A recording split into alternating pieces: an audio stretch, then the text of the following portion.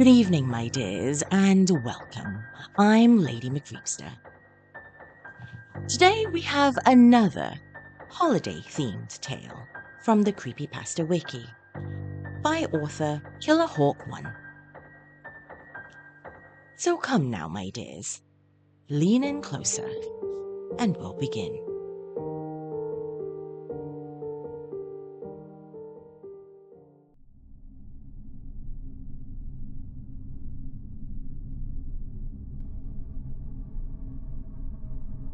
Perpetual darkness lingered at the top of the world. Thick ice, frigid air, and snow covered the lifeless mountainscape. However, the endless night did not go unchallenged. A single source of light illuminated the sky and drove back the darkness. Nestled between two snow-covered mountains, a little cottage sat with puffy billowing smoke rising from its chimney. Ignoring the fact that the nearest civilization was thousands of miles away, to the casual eye, the house was simply a warm and welcoming home. Still, one might ask themselves, what an odd thing to find in such a bleak place. How could such a thing come to be? Like most things found in the North Pole, not everything is as it appears. The land was unforgiving and cruel. It could take your life within minutes. Only a select number of creatures were given permission to live in this harsh and relentless wilderness. All others who entered this domain did it of their own accord, such as the residents of this tiny little home. However, these individuals were like no other, and with a little bit of magic at their disposal, they lived happy and joyful lives. At first glance, it would appear it was nothing more than a simple, ordinary home inhabited by an elderly couple who loved each other dearly. If this was your conclusion, you would be mistaken. In reality, a magical secret existed below, for the small house was much more than meets the eye. The little house was not just a home, but the tip of a mystical workshop hidden beneath the ice. For centuries, children around the world found joy from the efforts of the hidden workshop. All year round, tiny magical hands toiled and labored to create toys and playthings for all the good children of the world. Elves, the last of the magical creatures from old, dwelt within its walls and used their magical nature to create wondrous and joyful things for Christmas morning. 3 days after the winter solstice, the old man would put on his heavy coat and boots, take to the air, and deliver his Christmas joy to every last child. Like everything in the cosmos, there must be a balance. For every night, there must be a day. Every beginning has an end. And with every kind child, there was a naughty little boy or girl to be found. Far below the bright lights, singing and happy elves creating and building new and fantastic toys, there was another workshop. There, the warmth of the hearthstones could not reach. While the purpose of the upper workshop was to bring happiness, the other was dark and sterile. It too had a purpose. It was here where the masses of cheap and easily broken toys were made. There was no love to put into these objects. Never would a child's eyes brighten with wonder and awe upon seeing these gifts on Christmas morning. In his wisdom, the old man knew that even a naughty child should not be forgotten during this time of goodwill. However, the old man was no fool and had no desire to waste his resources on such unsatisfying tasks. This responsibility was handed to the banished and exiled elves that inhabited the deepest bowels below the workshop. those with selfish hearts and greedy desires.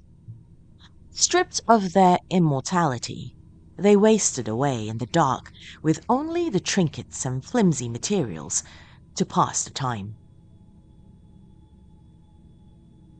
Eichensehr sat in the poorly lit corner of a tattered workbench. His focus was entirely devoted to the old and worn piece of brass in his hand. The clangs of his hammer hitting the metal rang out and echoed through the dark halls and passageways. He pounded the brass sheet relentlessly until the metal slowly began to surrender its shape and bend to Eichensehr's design. Suddenly, the hammer flew out of the mad elf's grasps. He examined his limp hand, trying to will it back into his control. Fury filled his heart as he watched the necrotic flesh slough off his bony hand. He didn't have much time. His other hand was weak, but still capable of grasp. He reached into his toolbox and removed a long, warped nail and stabbed it into the back of his paralyzed hand. He pushed the nailhead until its tip broke through the skin and emerged through his palm. Immediately, pain surged and shot up his arm. The thick and rigid tendons loosened within his hand, giving him temporary use of his digits once more. The elf picked up his hammer and resumed molding the shape of the brass plates. With each impact upon the brass, he poured his rage into his creation.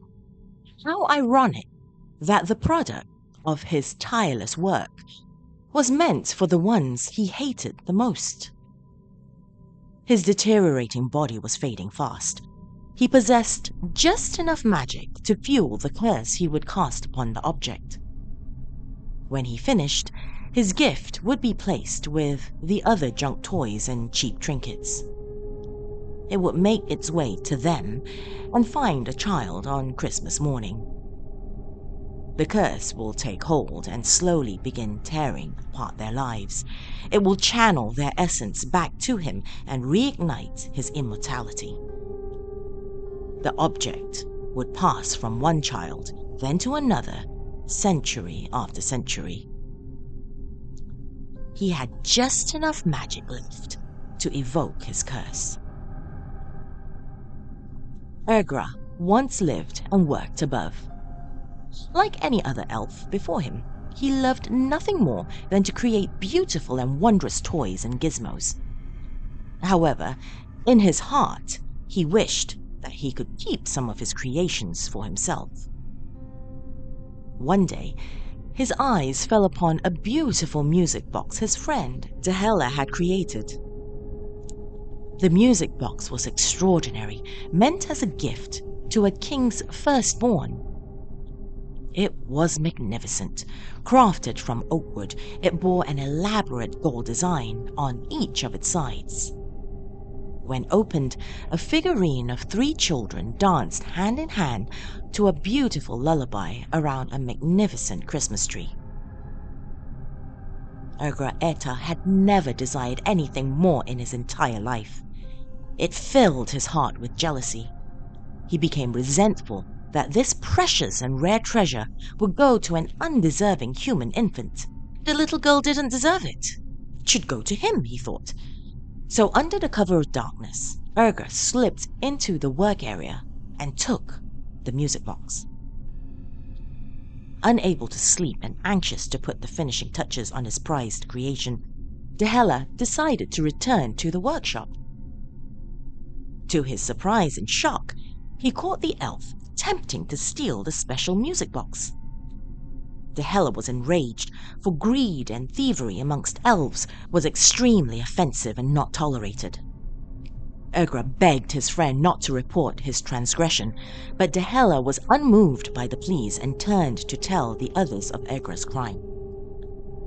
Desperate, Eichensehr did the only thing left for him to do. He grabbed a hammer and brought it down on his friend's head over and over again until no more life remained in the broken body. Despite his meticulous efforts to conceal his crime, he could not escape the sight and wisdom of the old man. Humiliated and dishonored, the elf was banished from the workshop and his precious music box was taken from him and given to the little princess. Stripped of his immortality, KillaHawke1 was cast into the cold and dark corridors of the other workshop to spend his remaining days never to create a beautiful thing again.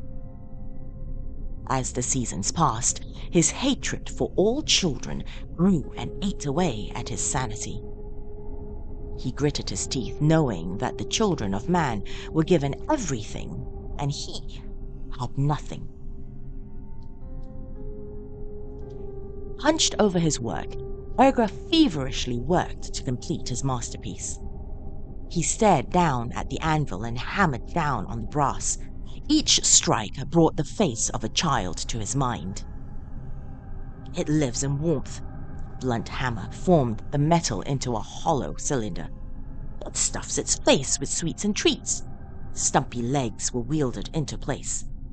It gets everything it asks from Mummy and Daddy. A malformed head and crooked ears took shape. It gets anything it desires. The brass surface was scrubbed of debris and grime. It gets everything it wants. Small turquoise stones were affixed to the brass body. I hate it. One glimmering red ruby stone was bound to the left side of the figurine's head. I hate it. Finally, a second red ruby was embedded into the surface of the face's other side. I hate them all. In the glow of the fire, KillaHawke1 held up the brass figurine. It was a disturbing representation of a rabbit. Its body was a lattice of crisscrossed brass strips, bejeweled with pale blue turquoise stone at each intersection. Its head was malformed and gave the impression of a dead thing instead of a pleasant rabbit full of life. He placed the atrocious thing upon a silver locket that contained a mirror on each of the hinged inner sides. With the rabbit figurine facing one of the mirrors, he carefully opened a vial that held a clear fluid. It was lymph.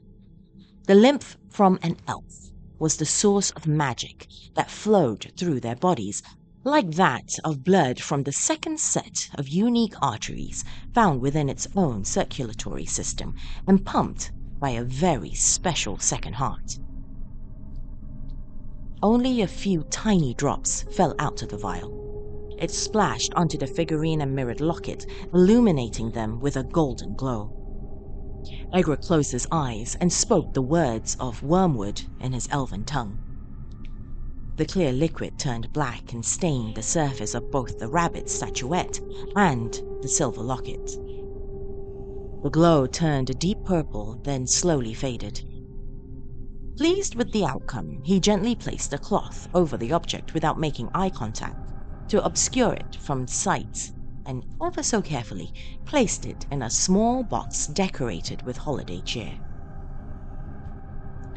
Finished with his work, KillaHawke1 turned to leave, pushing past the corpses of several elves hanging upside down from the support beams of the other workshop.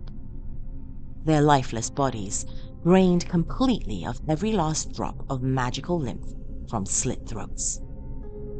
KillaHawke1's calculation had been correct. He had just enough magic to fuel the curse placed on the object. The mad elf smiled and began to laugh.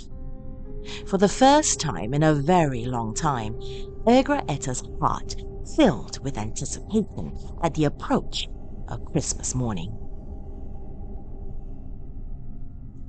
The little girl sat in a large pile of torn wrapping paper from the many gifts she found under the Christmas tree.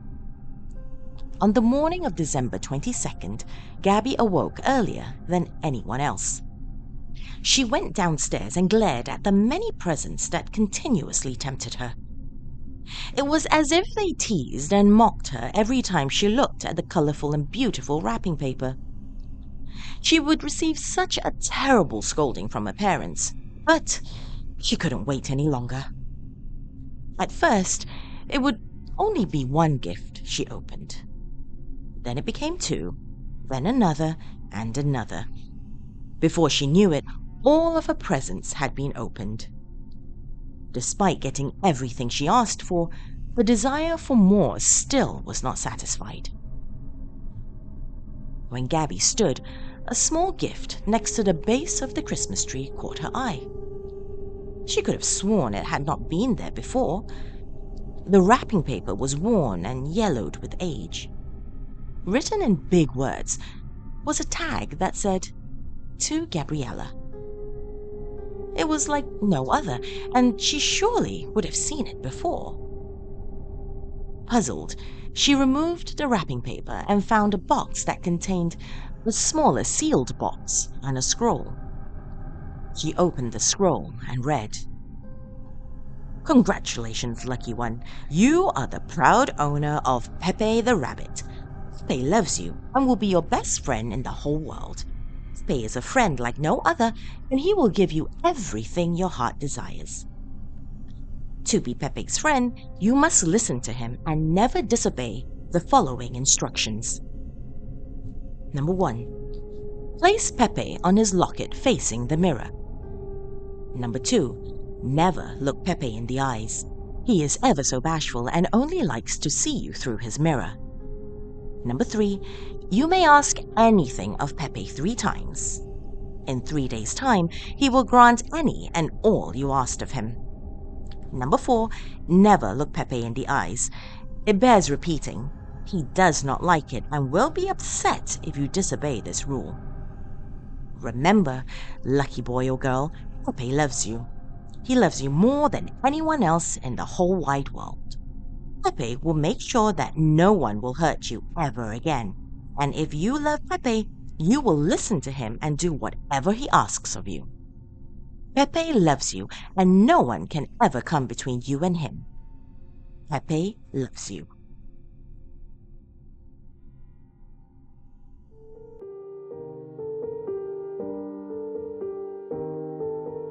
Thank you for joining me this evening, my dears.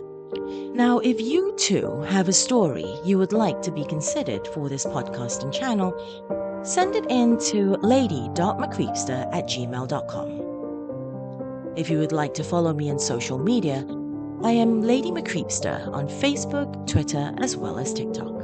Before we leave, as usual, a quick shout out to my dark family on Patreon. Laura Setta Penry, Bill Thornsley, Tay the Floof, Dawn Fritzwater, Oliver Dace, L. Andrew Augustus, Stephen Aguilera, and those listed in the episode description below. If you enjoyed this tale, my dears, and are new to this podcast and channel, feel free to take a little wander around my realm and comment under your favorite stories. To those of you longtime listeners, thank you so much for always being here. And be sure to bring others to my realm that you feel would probably enjoy these tales of horror and mayhem.